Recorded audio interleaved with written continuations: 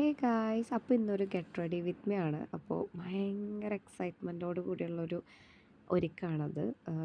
വേദുവിൻ്റെ P T A meeting ആണ്. First P T A meeting, എൻ്റെയും first P T A meeting ആണ്. എനിക്കൊരു മോനുണ്ടായി. അവൻ്റെ പി ടി എ മീറ്റിങ്ങിനൊക്കെ ഇത് എന്ത് പെട്ടെന്ന് ടൈം പോകണല്ലേ. അപ്പോൾ ദേ അതിനുള്ള ഒരുക്കാണ്. അപ്പോൾ ഇതാ ഞാൻ ക്രീമൊക്കെ അപ്ലൈ ചെയ്യുന്നുണ്ട്, ഒരു ലിപ് ബാമൊക്കെ. ആസ് യൂഷ്വൽ ഞാൻ ചെയ്യാറുള്ള കാര്യങ്ങളൊക്കെ തന്നെയാണ്. വേഗം പൗഡർ ഇട്ടു കേട്ടോ, വേറെ ഒന്നും ഞാൻ അങ്ങനെ ഇട്ടില്ല. എനിക്കറിയില്ല, ഭയങ്കര സിമ്പിളായിരിക്കണം എന്നെനിക്ക് തോന്നി.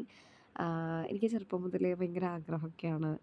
സ്കൂൾസ് ഇങ്ങനെ പി ടി മീറ്റിംഗ് ഒക്കെ വരുമ്പോൾ അങ്ങനെ സാരി ഉടുത്ത് വരുന്ന അമ്മമാരൊക്കെ, ചില അമ്മമാരിങ്ങനെ സാരി കൊടുത്തിട്ട് അവർ വരെ ഞാൻ അങ്ങനെ നോക്കുമായിരുന്നു. എനിക്ക് ഭയങ്കര ഇഷ്ടമായിരുന്നു. അതുപോലെ ടീച്ചേഴ്സ് സാരി ഉടുത്ത് എനിക്ക് ഭയങ്കര ഇഷ്ടമായിരുന്നു. പക്ഷെ അന്നൊന്നും സാരി അങ്ങനത്തെ ആ ഒരു ഇതായിരുന്നില്ല.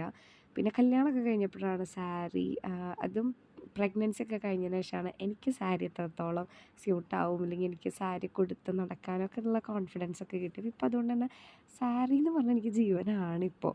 അപ്പോൾ വേഗം പൗഡറും കാര്യങ്ങളൊക്കെ ഇട്ട് ബ്ലഷൊക്കെ ഇട്ട് ഞാനിതാ ഒരു ലിപ്സ്റ്റിക്ക് ഞാൻ ഇട്ട് കൊടുത്തിട്ടുണ്ട്. അത് അത്ര നല്ലല്ല, എൻ്റെ ഫേസിന് ഭയങ്കര വാഷ് ഔട്ട് ചെയ്യുന്ന പോലെ എനിക്ക് തോന്നുന്നുണ്ട്.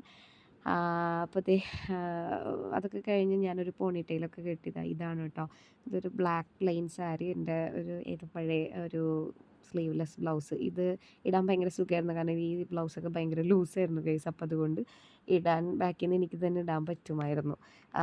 ഇക്കച്ചിയൊന്നും ഇല്ലാത്തതുകൊണ്ട് ഞാൻ കുറച്ച് കഷ്ടപ്പെട്ടായിരുന്നു. അപ്പോൾ ഈ ഒരു സിമ്പിൾ വാച്ച് കെട്ടി, പിന്നെ ഒരു മോതിരം. വേറെ ഒന്നും ചെയിനും കാര്യങ്ങളൊന്നും ഇടണ്ടെന്ന് ഞാൻ വിചാരിച്ചു.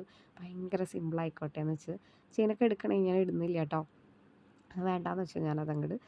അപ്പോൾ ഞാൻ റെഡിയായി, ഫുള്ളി എക്സൈറ്റഡാണ് ഞാൻ, ഭയങ്കര എക്സൈറ്റഡാണ് പോവാനായിട്ട്. അപ്പോൾ ഞാൻ പോയിട്ട് വരാം കേട്ടോ. Bye bye, see U.